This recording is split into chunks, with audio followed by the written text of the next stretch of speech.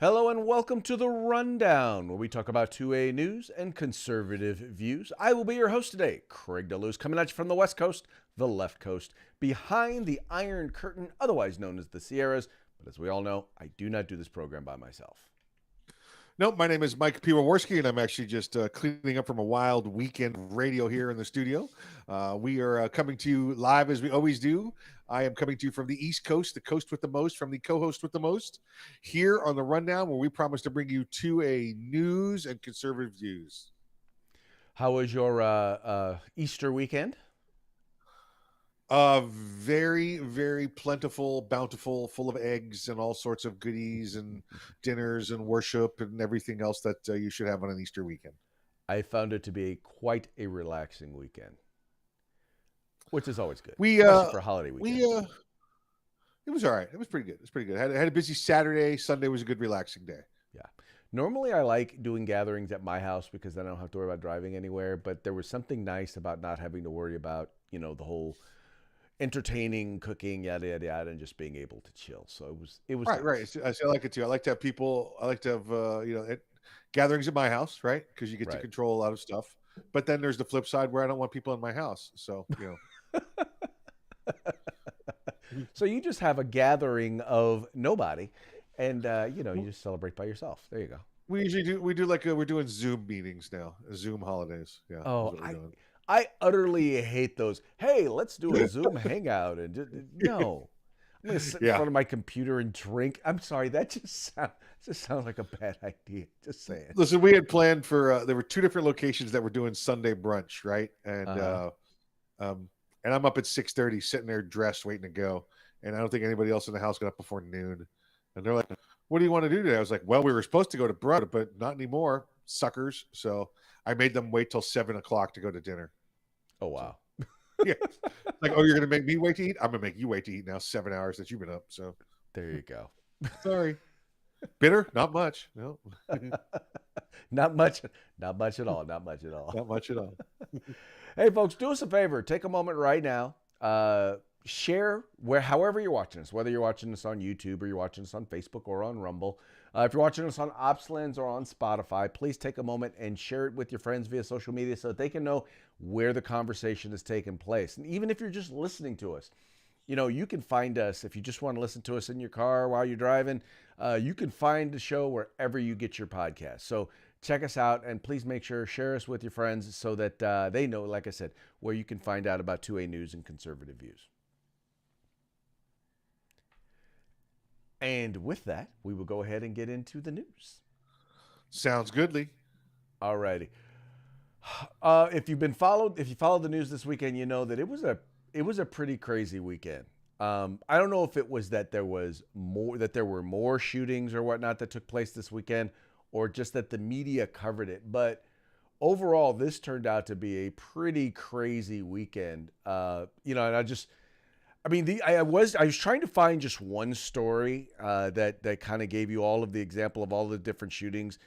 But as you can see here, no one story covers them all. There were shootings in Pittsburgh. There were Pittsburgh, Pennsylvania. There were shootings in North Carolina and South Carolina.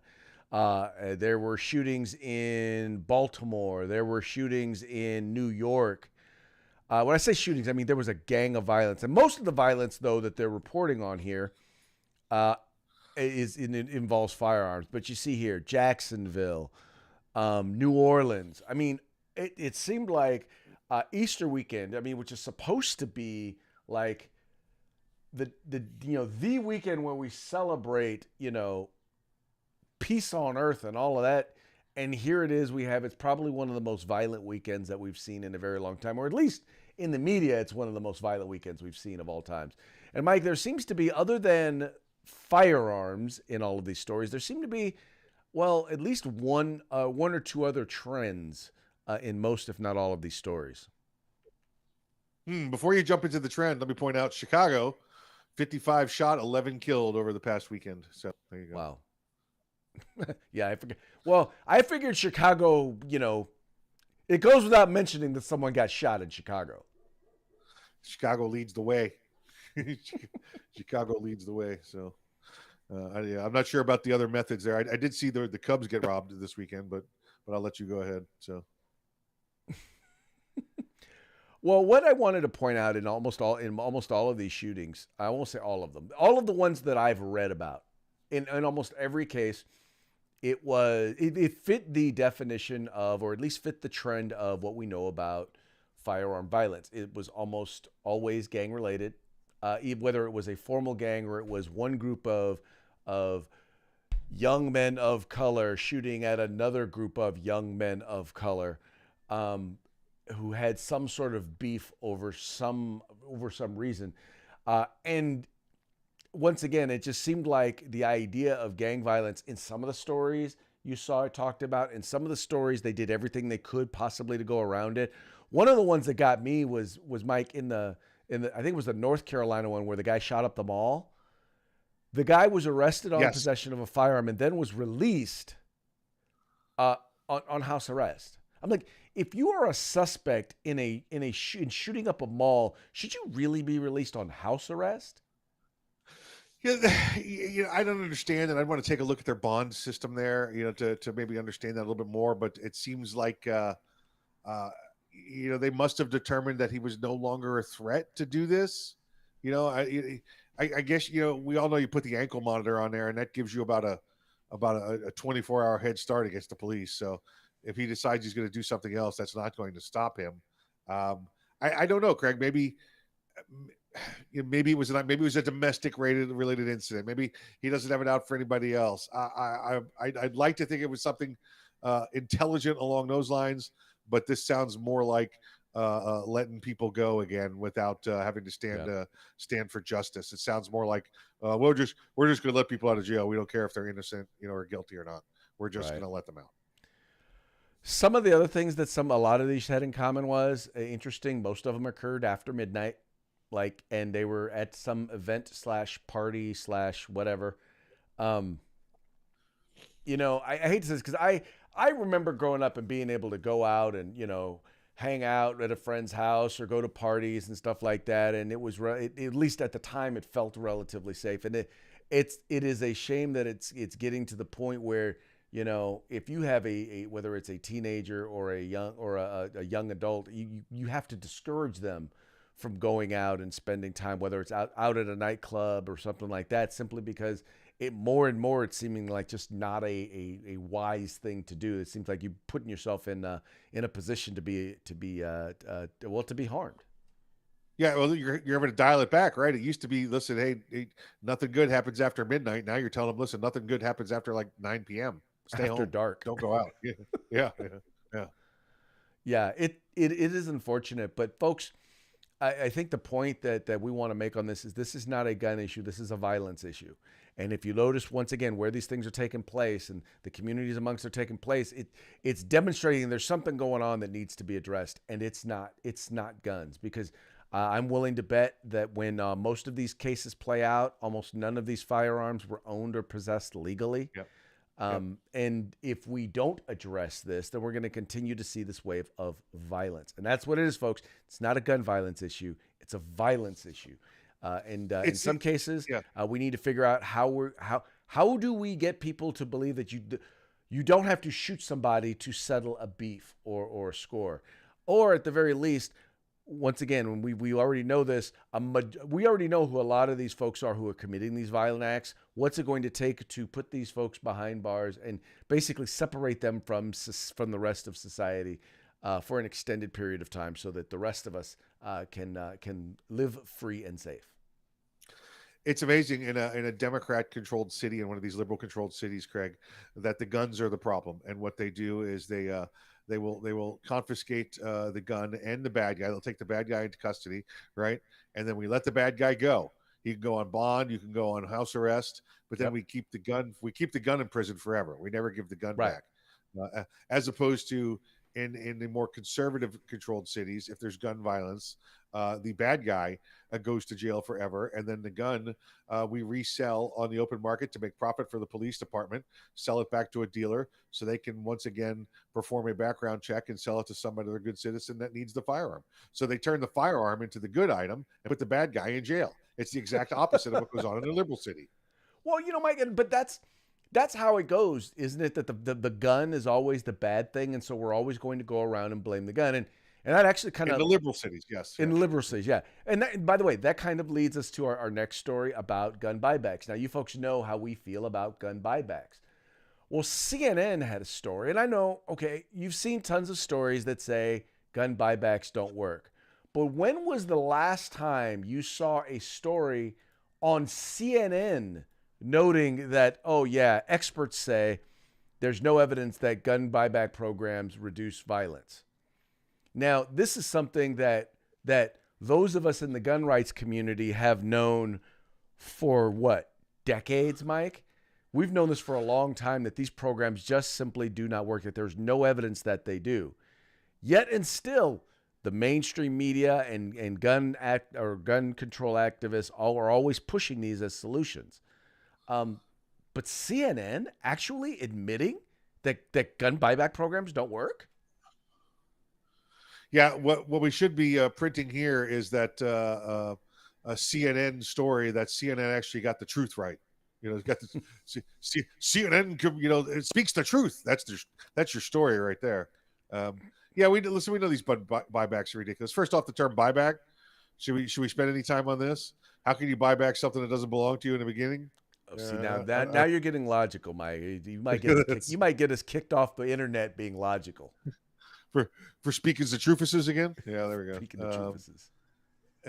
And they don't work, Craig. And what happens inevitably is it ends up costing the community money, dollars, and all of the taxpayers' money. You'll get whether it's your district attorney, state attorney, or police department, or whatever, to go in there and come up with the funds, budget the funds to buy back firearms from $50 to $200 a piece. And even if it's not the government that's doing it, there's some company that's donating the funds, some major company. And guess what, folks? They don't just give the money away without making it up somewhere else. So even if it's a giant like a Wally World, like a Walmart or something like that, mm-hmm. They're going to make it up. They have ways to make the money up. Nothing's for free. And especially if the government does, right? If the government spends their money on it, and that's what we see on the East Coast a lot of the state attorneys, a lot of the police departments come in cooperation and pay for those guns to come back. Well, that's not free. Even if the cops are there volunteering their time for free, they still have equipment usage, they still have uniform usage, they still have airtime, maintenance, gear maintenance. It's all part of it. It all costs money. And 90% of these guns that are given back, Craig, are crap anyway. There's no real value in any of these guns. If they are, it's the gun that, grandpa passed away and left us to the family, or one that was found in the old hunting shotgun in the barn out there forever. None of these guns are ones that are used in, crimes. These are not crime guns. These are literally a way to go get a discount card or whatever your buyback card is for something that was going into the trash anyway. Right. So well, it's the interesting that doesn't work. Yeah, the interesting thing that they point out is that the biggest issue is that they don't take guns out of the hands of people who shouldn't have them. Right. That's ultimately the problem. If you were one of those people that had a bad gun, you were a bad guy and you had a bad gun, if you really don't think the police are watching every tag number that pulls into that lot with every gun, you're lying to yourself. Because where these are a great policy, nowhere in law does it say we can't observe you coming into a public area dropping off a firearm. So if they do happen to get a firearm that's got a body on it, they know exactly who it came from. I would. The only thing is I would be very, very surprised if something like that happened and they found a gun that was used in a crime and police acted on it. I believe that many of the liberal politicians would lose their minds over that happening. Sure they would. But how does a liberal politician lose his mind when there's a fingerprint on a gun? And otherwise they wouldn't have had any other way to know who it was. Yeah. No, hey, I don't disagree.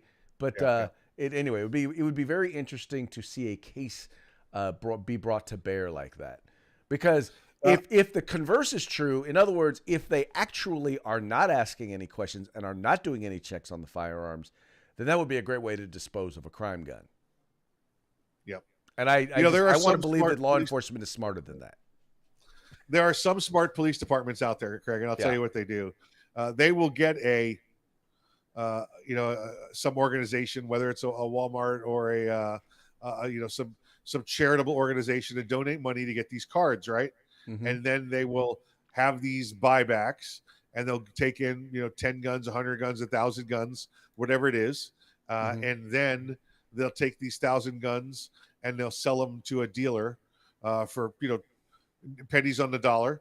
But they'll get taken 1,000 guns and maybe sell them to a dealer for $10,000, Mm-hmm. and then they put $10,000 back into the police budget based on these guns that were turned in, and these guns that were sold to a dealer, they'll get either sold off as parts, or if they're good enough, they'll refurb them and sell them back to somebody else on a background check. Yeah. Everybody's happy, but you don't hear about that side of gun buybacks with the smart police department. You actually don't. It'd be nice, for the government to actually do smart things. Yep. Yeah. All right, moving on. And by the way, folks, the reason why we talk a little bit about this, the reason why this was an issue is because we all know that CNN is biased, right? So we pretty much would guess on the fact that the odds of them reporting on something that we as conservatives agree with is pretty slim. There was CNN was recently doing a piece. Brian Stelter over there at CNN was doing a piece, and he was really focusing on Fox News, and he was trying to note that Fox News presents biased reporting, meaning they don't report on stuff that conservatives don't like, or stuff that makes conservatives look bad.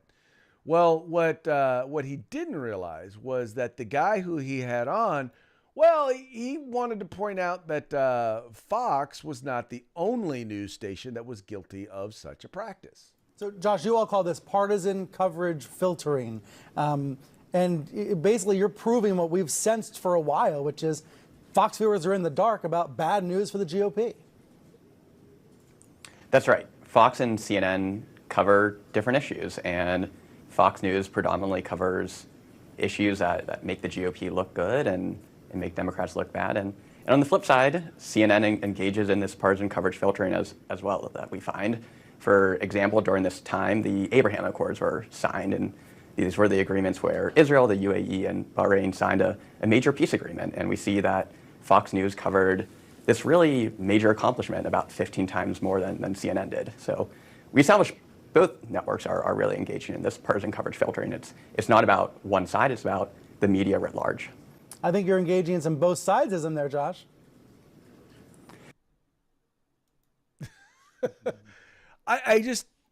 The thing is, and the one thing that I will note that Fox does differently is Fox generally tends to try and go out of its way to have commentators on both sides of the aisle on some of these issues. And yeah, Jess, they generally tend to cover issues that make Republicans look good and make Democrats look bad. No doubt. But at least to a certain degree, they admit it. Yeah. Democrats don't admit it at all, or at least CNN. When I say Democrats, I mean CNN, MSNBC, ABC, NBC, CBS. They all are so one-sided, and quite frankly, they report on things that make Republicans look bad, and make Democrats look good. And we all know that. At least the other folks, at least Fox admits it. A lot of what I see too, Craig, is where they think they're reporting bad things about Republicans, right? That Republicans look at it and go, "Well, that's actually a good thing." I don't know why CNN thinks that's a bad thing. That's actually a good thing for us, for the Republicans and for conservatives. So, but to see Fox, Fox does. I think they may not be fair and evenly balanced, but there's fair and an attempt at balance, right? I think that they try to give some of that in there. And, listen, you get some news anchors, some people in there, and they have their point of view, and they're going to try and tend to give their point of view. I don't like it, Craig. You know what I want? I want facts and just the facts. That's the news station I want. I want I want the Joe Friday news station. I want just the facts. That's all I want. And I'll make my mind up from there. But the problem is when you are select, because here's the thing. I can present news with just facts, but if I choose to only select the facts that support a particular perspective, and see, that's what they do is you have a lot of these reporters go into a story with a they've already got a narrative that they want to tell, and so they're seeking individuals, experts, witnesses, and data that supports that end conclusion. Now, people who know and understand those issues and those issue areas are quickly able to say, well, no, here's what you left out, and recognize that no, they're not providing all the information and all of the data. And that's what's so frustrating. And then they take it even further, where they skew the data and the information with emotional appeals to make it seem even worse, or to drive home their point. And folks on the right, like Tucker Carlson, are as guilty of that as folks on the left. But Tucker Carlson doesn't pretend to be unbiased news. He's like, look, I've got a perspective. Mine is not a news show. It's a news commentary show. I'm going to tell you what I think and why and how I think it. Yeah, absolutely right. And I don't have an issue with that. Again, that's the same reason that people watch what's her nuts, the View. There, they watch they want to hear exactly what they want to hear, because that's what they've been fed and lied to for so long. So. Right. Well, and the worst part is stupid lies. It's like they act like you do know that it's really easy for us to, with a simple Google search, dispel half, if not all, of the stuff that you're spewing. Right. I mean, these are not exactly. I'm not saying that they are stupid women or stupid people, but I will say that they are ill-informed or misinformed, and are attempting to misinform their viewers. Well, listen, I will go so far as to say they're stupid women. If you get fed one line and you believe the Magic Bean story every time, and not once in your life did you ever say, I should probably check on these Magic Bean story before I buy them, then you're a stupid person. Well, unless you're the one making money off the Magic Bean. Well, listen, that guy's an opportunist. He's going to take advantage of it. Right? Well, and that's my point, is in some cases they're an opportunist. They don't want to know the truth, because knowing the truth means that they can't keep selling their Magic Beans. Well, that's the guy selling the beans. He knows the deal with the beans. But the people, but that's what they're doing. They're making money off of telling people, look, these Magic Beans really work. If they weren't doing that, do you think The View would be as successful as it is? I mean, do you think that people would be watching? No, there are people who want to believe that Magic Beans exist and that they work, and they tell them, yes, it does. You know how I know? Because I'm an expert. What makes me an expert? I'm on TV. Yeah, I think for some reason you're defending the bean sellers, and I don't really care about them. I'm trying to talk about the bean buyers. Oh, okay. And they're the idiots. No, I'm not defending the bean sellers. I'm just saying that that's who they are. They're selling the beans. They may have bought them, but they're selling them too. The people watching are the ones who are the problem. Right. Those are the dumb ones. Those are the buyers. Okay, got it. Now I get it. All right. Moving right along. Story about Captain Florida. We always enjoy talking about Captain Florida here on the program. There is a story out of Florida. 41% of the books, of the history books that are there in Florida, contained critical race theory. And so they have said, nope, we are not going to have those books in our schools. 41%, I'm sorry, I said history. 41% of the math books included critical race theory, most aimed at K-5 students. And so they said they're impermissible, and they are not going to be in the schools there in Florida. Once again, another blow stricken for freedom by Captain Florida. Yeah, I think there's even a picture of him in there, Craig, and it's great because now every time he takes a picture, it's almost like the strong chin pose he does. It's pretty neat. This is just an annual. You can see that here. Look, the sideways strong chin pose. There you go. I think he's been practicing that pose. This is just. It's not like first off, the story, even though I know it's a Fox story, makes it sound like he's running around through schools reading books to see if there's CRT in it. Right. It makes it sound like even the administration is doing that. This is an annual thing that they do at the end of the year to see if these books are going to be carried over into next year for applicability, right? And I guess this year they noticed, wow, you know what? We've never done this before, but But there's an awful lot. Now that we have the CRT rule, it's something we're going to check. And they found a bunch of books that were doing the whole, if Sally lives in the hood and she sells 3 apples, that's the kind of thing they're doing, rather than 3 + 4 is so-and-so. They were trying to inject social welfare and social programs into the math problem. Well, and you normally wouldn't expect that. What I appreciate about that is this, and this is, you're right. Captain Florida is definitely not going and reading every book. He is not a superhero in that way, but it shows that he knows how to identify people in his administration who are enacting his policies. And ultimately, as an executive, that's what you're supposed to do. The executive is the one who takes the advice, who sets the vision and the direction, and then puts people in place to implement that vision and that direction. And in multiple places, in multiple departments, on multiple issues, that seems to be happening in the state of Florida, which just solidifies, in my mind, the success that he is having as a leader and as an executive in terms of setting policy in his administration. And anyway, that's why I think this is such a cool story. Yeah, and it's again, great stuff. He does everything that he has to do. He defends, and he'll say it all the time. He's here to defend all Floridians, not just those that agree with him or not. Right. Well, don't forget this week we should see some more shooting stars coming out of Florida, because they're having the special session to deal with the redistricting and perhaps constitutional carry. So that would be phenomenal. And oh, by the way, this whole story leads me to our first of 2 parting shots. You have mentioned this as a possibility. It would be very, very interesting to see this. What I'm hoping is that is that in the primaries, if DeSantis does decide to run against Donald Trump, that Donald Trump doesn't seek to defame and bludgeon him with mean tweets and name calling, something that would prevent this from being a likelihood. Here's where I think that that's not even a scenario. I don't think that happens. Governor DeSantis has said repeatedly that he's not running for office. He wants to continue to be governor. I think he does not run for president.